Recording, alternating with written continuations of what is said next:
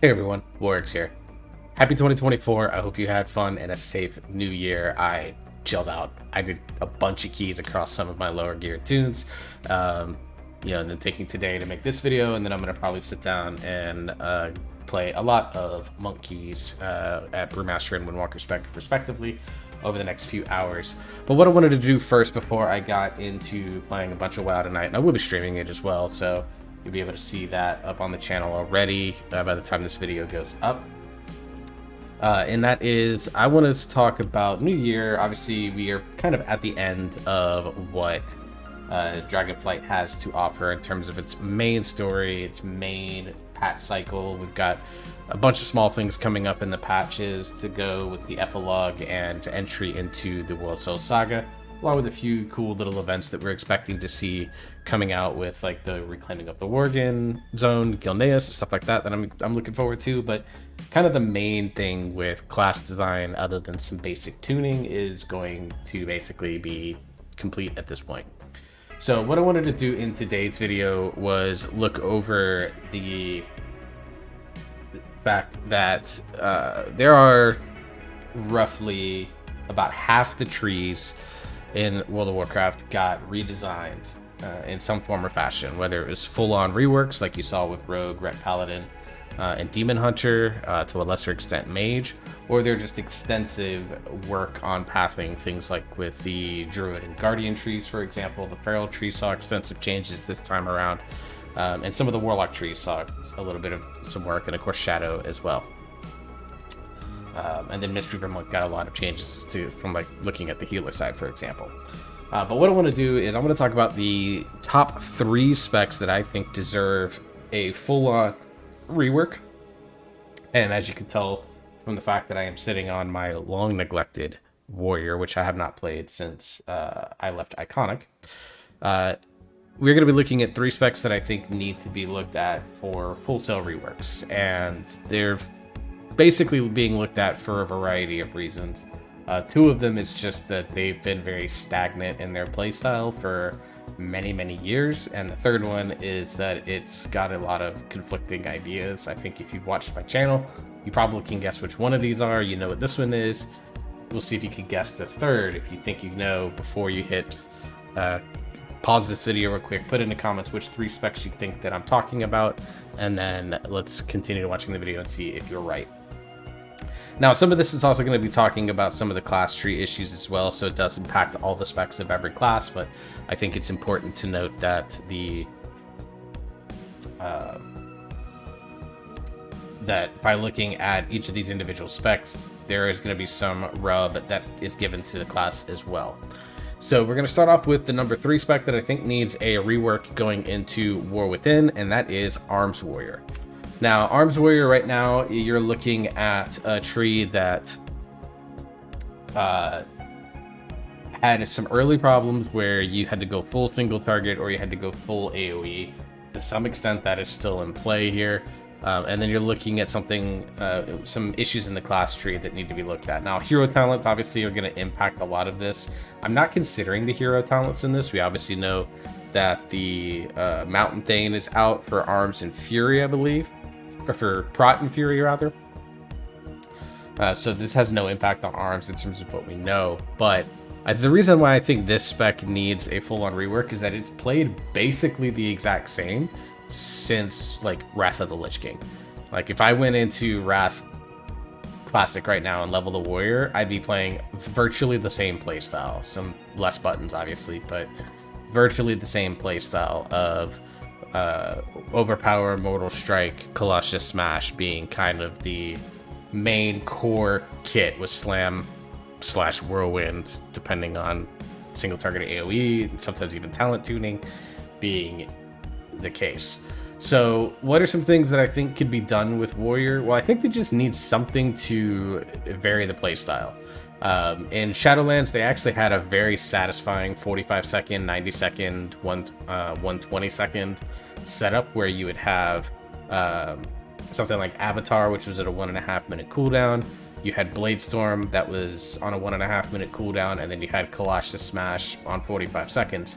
Now, there was ways to, I think, get the setup going where you basically like would have big burst every 45 seconds with Colossus Smash or Warbringer if you talented it, and then you would run Blade Storm was on like a 90-second cooldown at the time, and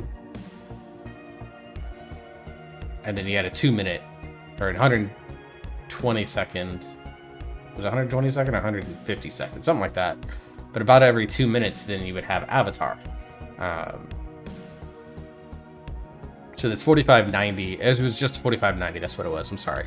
So this 45-second Colossus Smash windows into 90 seconds with Blade Storm and Avatar made for some really, really nice burst windows and made the playstyle, albeit very predictable, made it, you know, you very much had an idea if it was going to be good in any sort of specific fight situations. The problem with this spec right now is that it's basically played the exact same way, like I said, for close to 15 years or so now.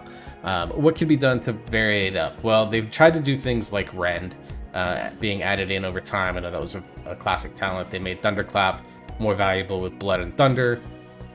They've tried things like that. They've added things like Thunderous Roar. But for the most part, like, the spec just doesn't really feel like it has a lot of variety. Now, some people might argue that, like, hey, they found this playstyle that has functioned and worked really well for 15 years. Like, why are you trying to change it? And I think that's part of the problem, is that they found a playstyle that worked, and without having someone that could sit down and truly innovate on the spec, they just let it go, adding little tweaks here and there, and then just aura buffing it up and down to make sure that it stayed viable in content. Particularly in PvE content, because Warrior for a long time was a spec that struggled early in the expansion and then was very good late in the expansion. And this expansion, they've kind of just been mid all expansion. And I would argue even in Shadowlands, outside of once they got Jailer Mace, they were pretty mid all Shadowlands as well. So they've not even fallen into that cycle of good scaling. They just haven't done anything. You know, now the spec right now does have a little bit of a reputation as it can live forever, because it does have a good die by the sword, which means obviously you reduce a bunch of damage, parry if you end up pulling aggro. You have something like Impending Victory, which gives you more consistent and reliable healing instead of praying for Victory Rush. And then you have something like Leeching Strikes, giving you a little bit of percentage leech back. So all of these things definitely do play a part in helping the spec live. They also grab Ignore Pain, which you can use as a rage dump. Now for arms, you don't really see it used a ton at low eye levels, but at high eye levels, you're hitting Ignore Pain almost as much as you're hitting Mortal Strike. Because you got to dump the rage somehow, and sometimes it's just best to dump it on the ability to, like, not take damage, and like that's very valuable, particularly in situations where you're being targeted by mechanics, or there's pulsing AoE damage going out in Mythic Plus, things like that. What are some other corrections that I think need to be made? Now, the pathing in the trees for Warrior, in my opinion, are for the most part pretty good.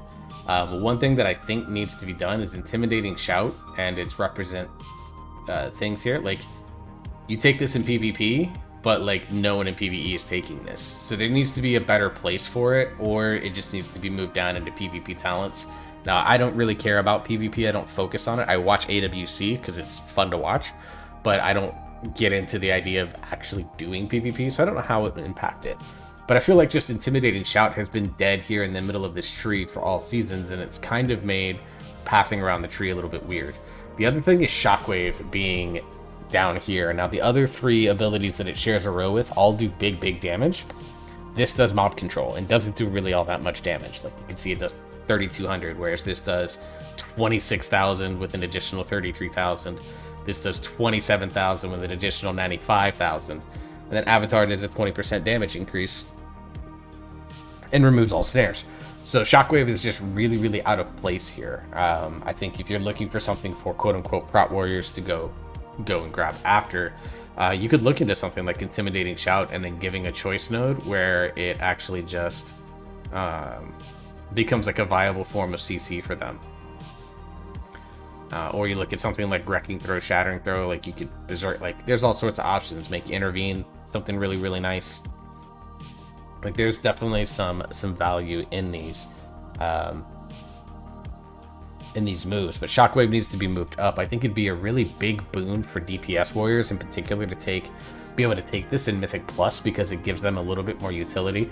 Now, we've seen from the Mountain Thane tree already that Stormbolt hitting multiple targets is going to be a thing, so they'll have some AoE control, but it's only like a 5-second stun. It's on a 30-second cooldown, so it's not very common.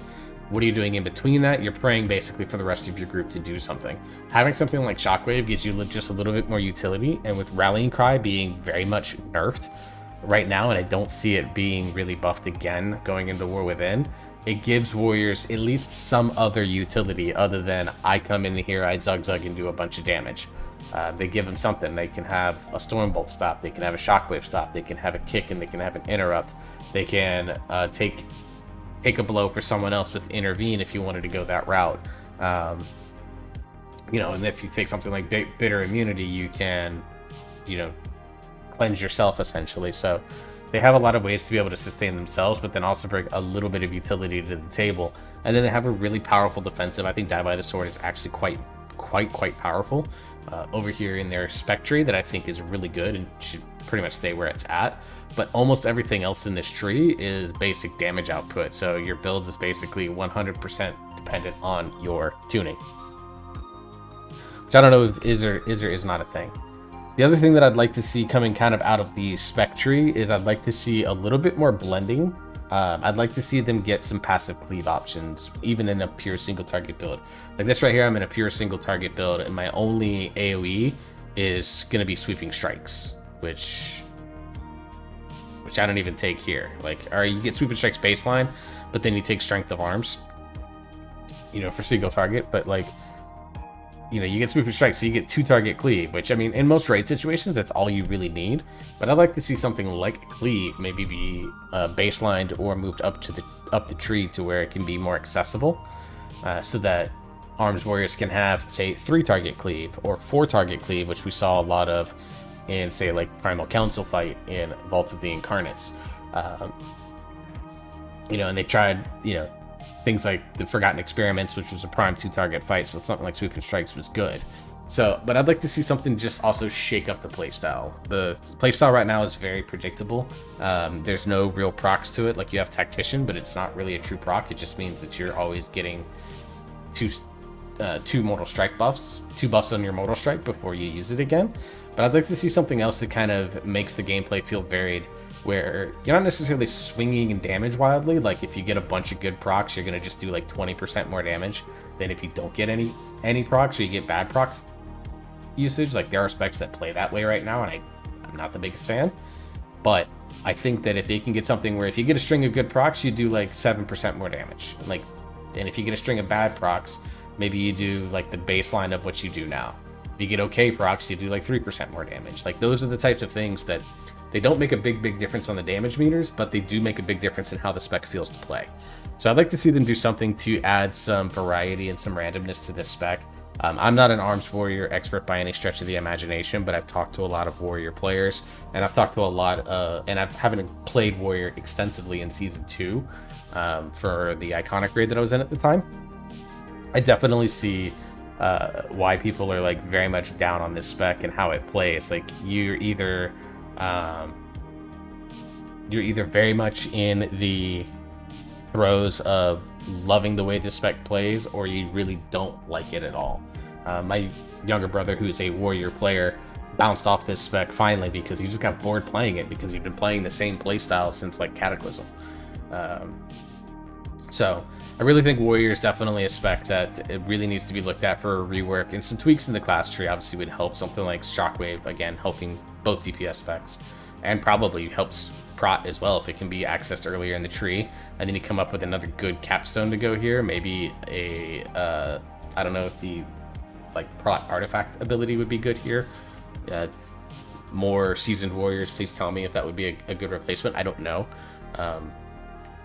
I just know from the experience that I've had playing warrior in season 2 and the conversations that I've had with warriors in season 3, I think this spec really needs to be investigated and looked at heavily by Blizzard in the War Within Alpha. I think that this is one of the specs that should be looked at really heavily early on to potentially be reworked.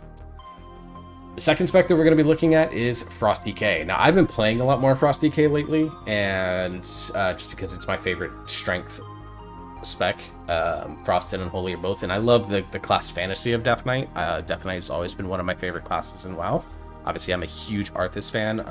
One day I'll share a photo of the giant diorama of Arthas that I need to see if I can put up in here, and if I do, it's going right above my computer. But Frost Decay is definitely a spec that I think needs to be completely overhauled as well. Unholy kind of got a soft rework a little bit with the return of Gargoyle and kind of some of the changes that it brought to the fix. I mean, Unholy probably needs to be reinvestigated. Festering Wounds mechanic in particular is really old and outdated and just not really all that fun, and it adds like needless levels of tracking to be done to your already like cooldown tracking that you're doing for Unholy. So Unholy, I think, is definitely like an honorable mention to be reworked, but I think Frost Decay desperately needs it more because the spec has been playing the same for about 10 years once the Breath of Sindragosa playstyle in particular has kind of come through. And over the last 2 expansions, this build that you're seeing are somewhat similar to this build, which is a two-handed obliteration build ever since two-handed was reintroduced back to Frost in Shadowlands. This build has kind of always found its way into being quite good for reasons that are there. And the thing about both of these playstyles is that both of them have incredibly obvious weaknesses that aren't easily rectified, and it requires, I think, some really deft touch in order to do it, and it requires someone that really knows Frost DK in particular. And I don't know if there is a dev at Blizzard that knows that. But big things about this build is that I personally have been of the opinion that I don't think the two-handed versus dual-wield experiment has worked out quite as well as Blizzard. It's quite as well as I think I would have hoped.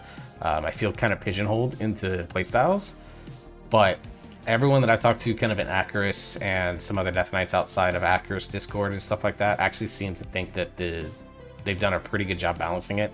I'm going to trust them more often because, again, I haven't really mained Death Knight this expansion. I've been playing a lot of it throughout the expansion, but I've never really mained it, and I was mostly playing Unholy because I was excited about kind of the builds that Unholy brought to the table early on in the expansion.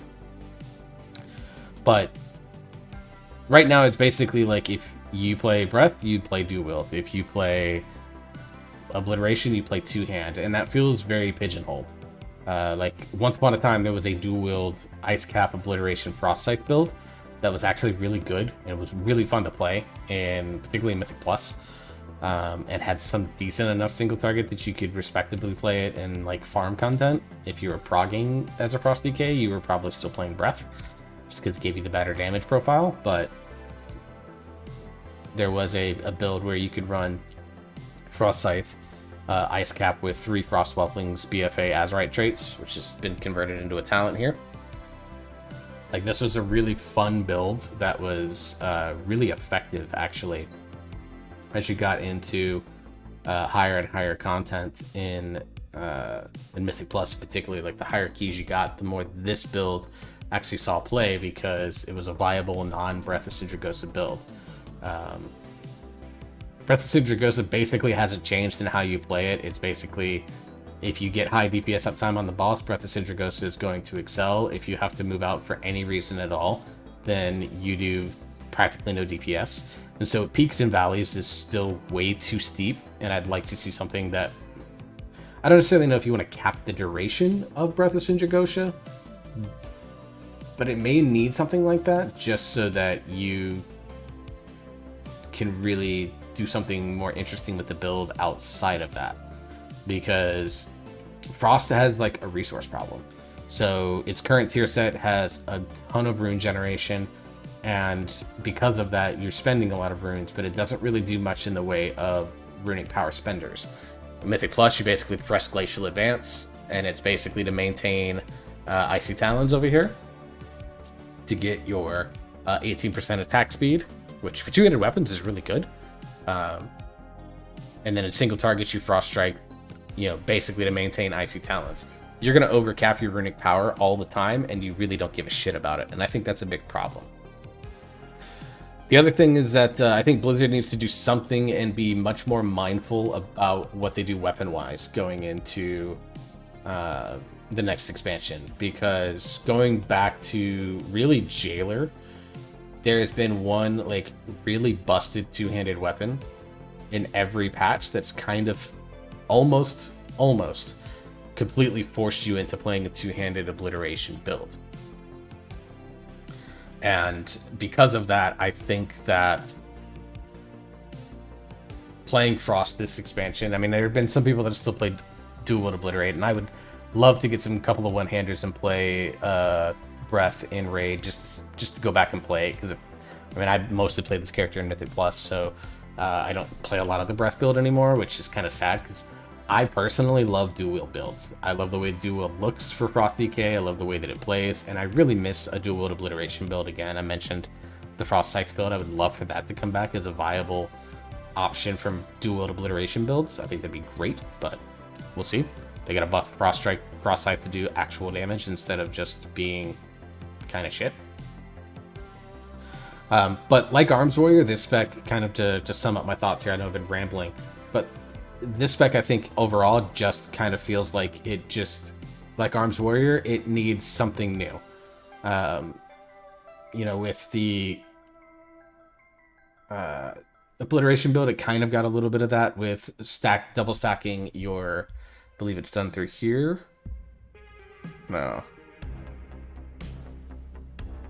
Somewhere in here, there's you get a chance, yeah, right here through Fatal Fixation, you get 2 Killing Machine procs, which makes you feel a little less bad about not eating them right away when you're kind of in a bad rune economy. But it still doesn't really change the fact that your gameplay issue is do you have 2 runes? Yes, you are obliterating, especially if you have Killing Machine. Like, Frost feels like it doesn't have a lot of decision making that you do. You maintain Remorse this winter, you rhyme Howling Blast on cooldown, you use whatever RP spender for Icy Talon stacking, and then other than that, you're basically pressing obliteration on cooldown. Now in Mythic Plus, there are some things with like 3-target cleave with cleaving strikes. Death and Decay is its own major issue that is kind of probably more set for the class side of things, but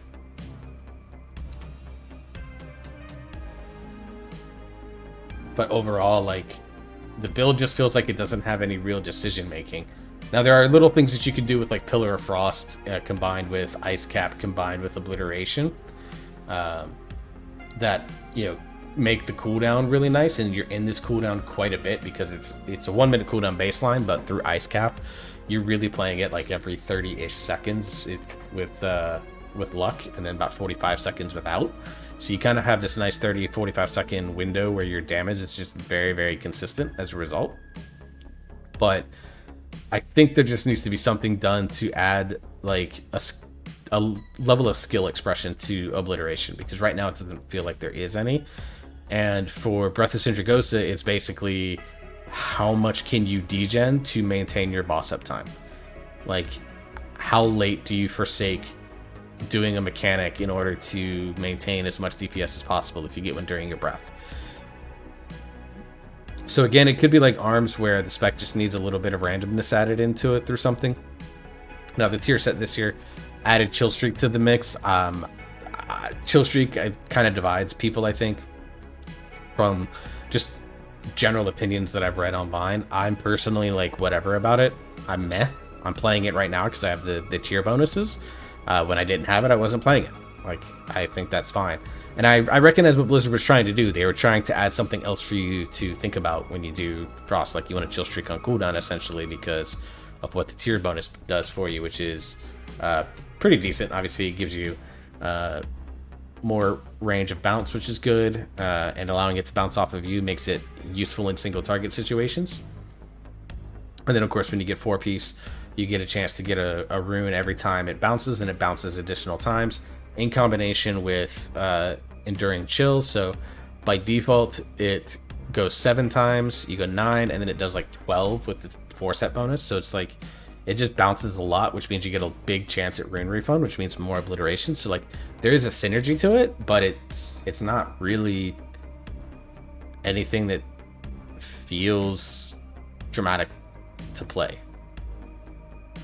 Like, you're not sitting there going, oh, I've got tier set proc, let's go, baby. And that's kind of been their intention this entire expansion with tier bonuses. I think they've been making them very passive with the new talent trees.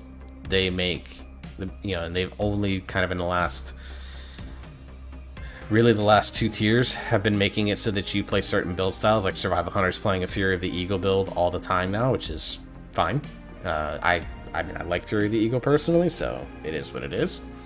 Here they put Frosty K's into Chill Streak. Last year it was you played a heavy Frostworm's Fury build because of how your Frostworm's Fury interacted with your tier bonuses. So like, you got these different things that I think they do to try and add small variety, but I think they need to look more holistically at the spec and bounce it pretty hard in the other direction. Like, it needs some variety, and both playstyles need to be looked at, and I think that they really need to look into doing something for making these builds feel better. Like, two-handed is viable in all situations. Breath of Sindragosa is only viable in raid, and I think that's a problem. As far as the class tree goes, I think my biggest issue is Death and Decay. I think the entire Death Knight class is getting a little tired of Death and Decay, feeling like it's a limiting factor. Because of cleaving strikes for Blood DKs, there's a lot more that goes into it as well. But for Frost and Unholy, like, you get these additional cleave while you're standing in your Death and Decay, but then you have to rely on a tank to keep them in your Death and Decay. Which, if you're playing with like Brewmaster Monk or Vengeance Demon Hunter or like Guardian Druid, for example, like, they have no reason to stand still. Like, they have this mobility, they have the ability to displace and move mobs and stuff like that. It's fine. Honestly, a DK's best friend to play with is either another DK or a Prot Paladin, because they both have this limiting mechanic of having to stand inside an effect in order to maximize your performance. And I've seen a lot of Prot Paladins get very upset with Consecration gameplay too. Again, it's weird that I don't mind Consecration as much, because you can 100% uptime it. You cannot 100% uptime your Death and Decay. And I think that's what makes it feel a lot different to me, personally. But if they removed, both mechanics, frankly, I'd be okay. I wouldn't be upset. The other thing is that they got some talents that are in weird places. Like, something like Wraithwalk is a really nice mobility tool, but it's so far down the tree and stuck behind Death Pact, Anti-Magic Zone, and Asphyxiate, 3 utility options, that it just feels kind of weird. I would love to see AMZ get moved up the tree a little bit to where it's kind of like a mandatory pick in all situations, because it is a powerful defensive that right now DPS DKs do not take in Mythic Plus, as you can tell by this build. Whereas in like Dual Breath build, you take it only because you want to get Assimilation, which gives you some cheese runic power generation that is really going to impact your gameplay overall. Other than that, I actually think this tree is mostly fine. Like, this middle part right here is a little bit weird. There's some strange pathing options. Like, why can't you go Suppression to Death Pack and Blood Scent to Asphyxiate? Why can't you go Runic Continuation to Icy Talons, Wraithwalk? Like, these connections here, I would love to see. Even Permafrost to Merciless Strikes, so that if you want to just skip Icebound Fortitude, you could. I don't know why you would, but you could. And then you get, like, this little section right here is just really weak, and I would like to see them take it over. Like, really, other than Raised Dead and Cleaving Strikes, literally until you get down here, you don't really care about anything. Because, like, Brittle, Enfeeble, Control Undead, Sacrificial Pact, like, all of these things aren't very good. And so I think they need to rethink some of this. Maybe moving something like March of Darkness over here would be good. You could choose to gain additional movement speed. But, who knows? Again, someone that's much more well-versed in Death Knight could talk about it. But I think this class tree is actually not that bad. I would love to see Wraithwalk become something that you can pick up in more situations, just to help with Death Knight movement on fights that require a lot of movement. I'm thinking of fights like Farrak, where you're running, depending on your strategy, you may have to run to and from one side of the platform to the other in order to compensate for that. And so having a little bit of safety in your movement abilities would be good. But biggest thing I really hope that they do is they do something to help mix up Breath of Sindragosa. They hope mix up Obliteration, because the spec has played the exact same for like 10 to 12 years now, and it's time for a change. And the final spec, I think you shouldn't be surprised if you haven't guessed this one based off of a past video title, then I don't know what you're doing. And that is Windwalker Monk. So Windwalker Monk, I think is actually one of the community consensus for being a spec that I think the community in general thinks needs to be reworked. There's a couple of really great threads in the Peak of Serenity Discord about from a couple of people that have really thought about what could we do to kind of make Windwalker Monk work. Babylonius wrote a great article on Wowhead as well about Windwalker Monk and kind of its conflicting philosophies. And as someone that's really been playing Windwalker Monk really only since BFA, I missed out on the Mist, WAD, Legion, even early BFA iterations of this spec. I can already kind of see what that is. And there's a few things that I think are contributing to that here, and we'll start with like things like the raid build. Feline Stomp is restrictive. The same way that Whirling Dragon Punch has been restrictive, where animation locks you. Feline Stomp positionally locks you, to where you can't really get off of the Feline Stomp if you want to maximize the damage that you're doing. Now we don't take Way of the Fae here to get the extra resets and get the extra damage, but Feline Harmony definitely something that we take because you get the extra damage against the target, you know, for 10 seconds. And it's a decent little amount, it's 12%. But the problem is that because it's a ground effect, and now it's getting, you know, a new effect, which I'm a fan of, but it feels very, very restricting, especially on fights that have high levels of movement. I'm thinking, for example, Council of Dreams, to a lesser extent, Laridar, or Volcaros, where you're constantly making that circle. You're not always going to be able to stand in your Feline Stomp, and therefore you lose out on resets. That sucks. Serenity is another cooldown that I think is really interesting in idea, but in practice just feels bad. Because you're just going to sit there at, for example, you're going to sit there at full chi, full energy, and all you're doing is rotating through your finishers. And it feels bad, because you know you're just sitting there not really doing anything that is actually going to you know, contribute to your overall economy of your resources. You just spend, you know, 12 seconds being capped on resources and energy because all you're doing is spending finishers. Again, in theory, I can see why this is good. Oh, you hit a lot of Rising Sun kicks. You get a 20, you can hit, you know, potentially, you know, really you only get one Strike of the Windlord in there, which sucks because of its cooldown time. You get 20 seconds and Serenity only lasts for 12. But you get like a bunch of Rising Sun kicks. You get Blackout Kick, which means you get even more Rising Sun kicks. You can get a good Fist of Fury off as well. In practice, though, you're just like, oh, I'm hitting all of these chi spenders, but nothing else is happening. Like, they do slightly more damage, and they don't cost anything. That doesn't really feel great. Like, there's no tangential effect for it. Whereas, like, Storm, Earth, and Fire, it has its problems. It still has some weird AI issues with summoning clones. You know, but at least there's some interesting gameplay options with it, where you just let them kind of attack whatever, and you spread out, being able to spread things like Mark of the Crane, or you can focus them in on a priority target and get a little bit of extra damage that way. And of course, they split your threat as well, which helps with tanks that aren't necessarily the best at generating threat. You know, and then you look at something like the Mythic Plus build, and it's relied very heavily on Touch of Death Cleave. So Fatal Flying Guillotine, I mean, let's look at the number of Touch of Death talents. There's Fatal Flying Guillotine, Forbidden Technique, there's Meridian Strikes, there's Improved Touch of Death, and Fatal Touch. So you spend 3, 4, 5, 6 points on Touch of Death, which only is usable below 15% health. So you spend 6 talent points to make the last 15% of health giga damage, but then the other 85% of health, you basically have wasted 6 talent points. So it's just things like that that just make no sense and make Windwalker Monk feel kind of sucky to play the first 85% of a pack or something like that. And then the other thing is that there's conflicting styles where is Windwalker a high APM or low APM spec? And I think it kind of depends on your own personal view in that case.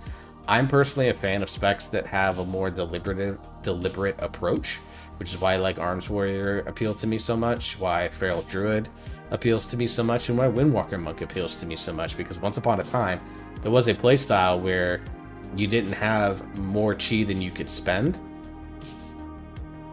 And so you had to be kind of almost deliberate with how you spent it, which meant that everything mattered. And the gameplay and the damage numbers reflected a slower playstyle, but everything that you did mattered more. Nowadays, the spec can't decide if it wants to be a slowdown spec because it has something like channeling on Fist of Fury, for example, or channeling and spinning Crane Kick, with something like Rising Sun Kick and Rising Sun Kick resets, and Blackout Kick and 3 Blackout Kicks, and Strike of the Windlords, and Touch of Death, and Bone Dust Brew when we were talenting it, and Juen being like, you know, storing damage and then activating it again in the last 4 seconds. So like there's this really weird dichotomy where the spec can't decide if it wants to be high APM or low APM. And I think that's a big problem. And then all of its damage in Mythic Plus being backloaded into the final 15%. Yeah, it makes you look good at the end of the pull, but for the beginning of the pull, like it's not a situation where you want to find yourself being in. The other thing is that Windwalker Monk has, and Brewmaster Monk to this extent as well, they have secondary stat issues.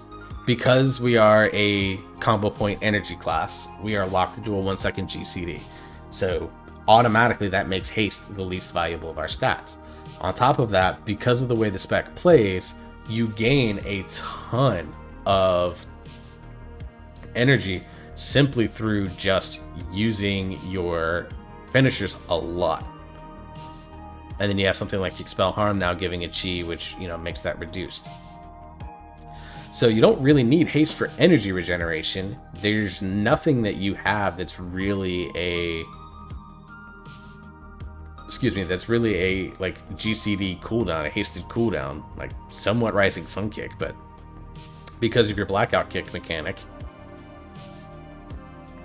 you are like, you don't really need the hasted GCD. Like between this and Ancient Teachings, like I get 3 seconds off Rising Sun Kick, so it's my 9 second GCDs all of a sudden 6, literally by pressing a 3-stack Blackout Kick, and then you do that pretty quickly again, and all of a sudden you're back, or you get a chance to automatically reset it. So like, you don't need it for hasted GCDs to give you abilities back faster. You don't need it for energy regen because, you know, at least in the raid build you're playing, you know, right now I have 120 energy. You know, through playing Ascension. You do the same thing with an Inner Peace, gives you another 30 energy. So like in raid, I'm never at a energy loss for needing to Tiger Palm, even though Tiger Palm costs 50. Like, energy regen is just not there. So there needs to be something done with the way kind of fundamentally how Windwalker works to make it so that the spec does have a little bit of scaling, and they need to do something to even more to make it scale with other stats, because we've been basically a versatility class for a long time now, and it sucks.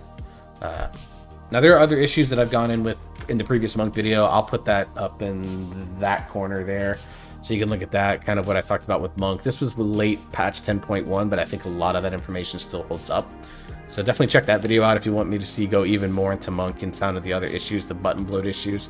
Why is it monk valued? Now, some of that is a little bit outdated because Mistweaver Monk is very much valued right now because it's very powerful.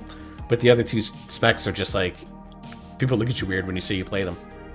And that's a little bit strange and a little bit unfortunate, because both specs still actually have some baseline fun to them. It's just there's some fundamental problems with the spec that make it aggravating to play at times, whether it's a button bloat issue or a clashing philosophies issue or anything like that. So... but yeah, I think Windwalker is the spec most in need of a rework, but Frost DK and Arms Warrior, I think, also desperately need them as well. Now, obviously, I looked at just in melee play. I mostly play melee. Obviously, Mage has got some soft reworks. I'm sure there's still some things there that could be done. I think Affliction probably needs to be looked at a little bit more in depth as well for casters, but that's not something that I have a ton of knowledge on. It just feels like there's something weird about the spec that doesn't work right now. And to me, that screams that it needs to be looked at and reworked. And then as far as healers and tanks go, like I actually think a lot of them play really well. Maybe Resto Shaman, but again, I don't know that much about it. Mistweaver, I think, was the spec most in need of it. It got it, and it's playing really well. I love this version of Mistweaver, and hope to carry a lot of the concepts forward into War Within. But yeah, Frost Decay, Arms Warrior, Windwalker Monk, you guys, that if you're playing the specs, I salute you. You know, hopefully we get some true developer attention in War Within that allows us to get a fresh coat of paint on our classes, on our specs of choice, and allows the specs to feel fresh and updated and fun, even more fun to play again. So that's the end of this video, guys. A 40-minute video. I didn't think it was going to take this long, but I rant. You know me by now if you watch my videos. So until the next video, I hope you all stay safe. I hope you're enjoying yourself, you're having fun, you keep on gaming, and I'll see you next time.